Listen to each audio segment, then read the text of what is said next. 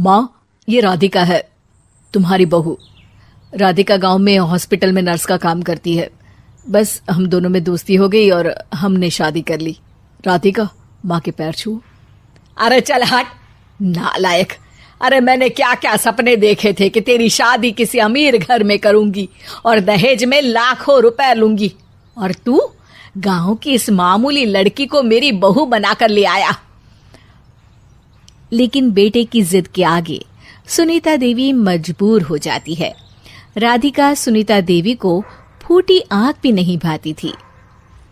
तुम चिंता मत करो भाग्यवान, हम दोनों मिलकर अपनी बहू को इतना सताएंगे कि वो हमसे तंग आकर ये घर छोड़कर चली जाएगी। फिर हम अपने बेटे की शादी किसी बड़े सेठ की बेटी से कर देंगे, ठीक है? अगले दिन सुनीता देवी अपने बेटे का कमरा साफ कर रही होती है। तभी बहू के सामान में उसे एक बड़ी बड़ी मूंछों वाले आदमी की तस्वीर दिखाई देती है और उसके कंधे पर एक बड़ी सी बंदूक टंगी होती है। तस्वीर के नीचे लिखा होता है डाकू मंगल सिंह। ये किसकी तस्वीर है बहू? ये मेरे पिताजी की तस्वीर है। बस फिर क्या था।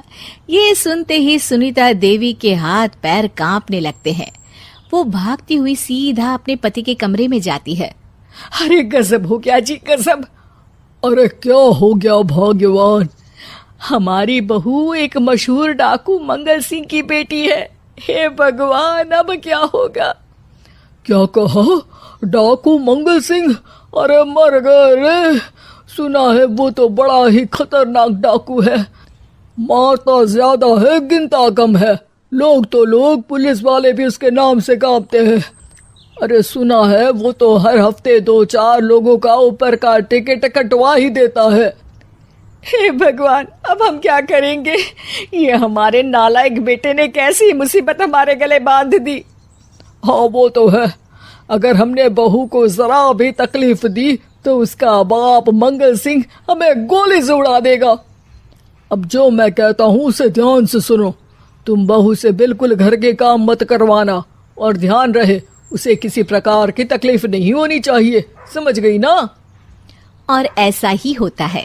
अगले दिन सुनीता देवी रसोई में खाना बना रही होती है कि तभी, ये क्या माँ जी, मेरे रहते आप खाना बना रही हैं?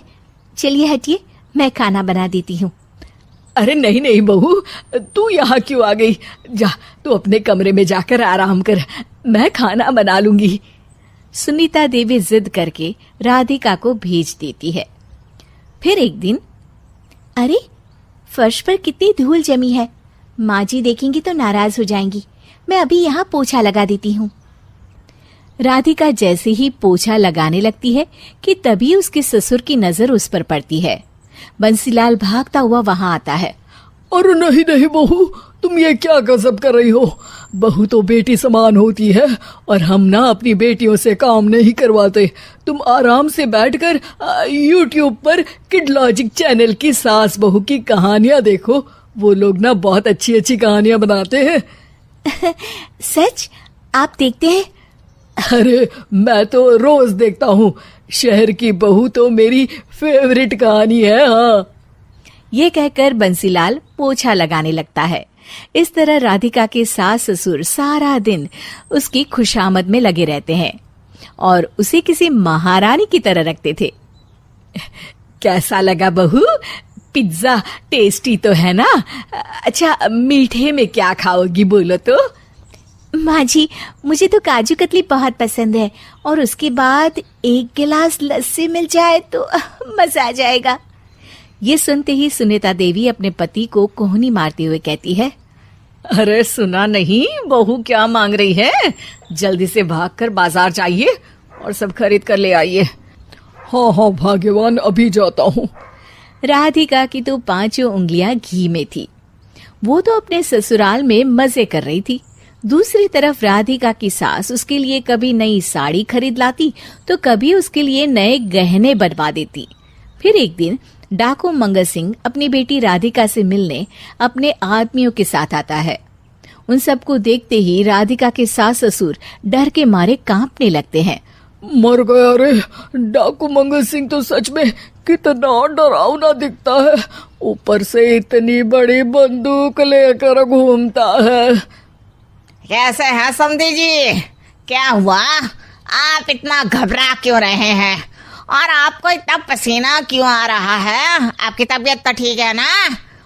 जी अभी तक तो ठीक है, पर लगता है बहुत जल्द खराब होने वाली है। क्या कहा आपने?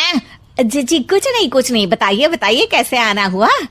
दरअसल आज आपके शहर में हमारी नाटंकी मंडली का प्रोग्राम है, तो इसी बहाने सोचा बेटी का ससुराल भी देखता चलूं।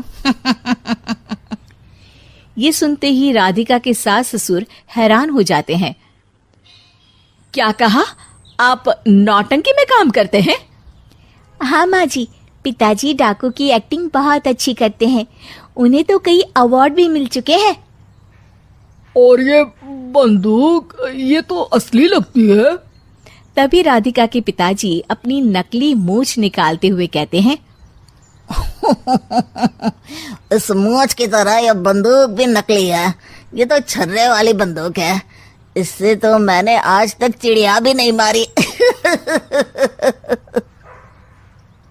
और खोदा पहाड़ और निकला चूहा। इसका बाप तो मामूली नौटंकी वाला निकला, और हम इससे डर कर बहू की नौकरों की तरह सेवा कर रहे थे। आपने सही कहा जी, इसके पीछे मेरे कितने पैसे खर्च हो गए, और काम कर करके मेरी तो कमर टूट गई सो अलग। अरे बहू, तूने अपने पिताजी के बारे में हमें पहले क्यों नहीं बताया?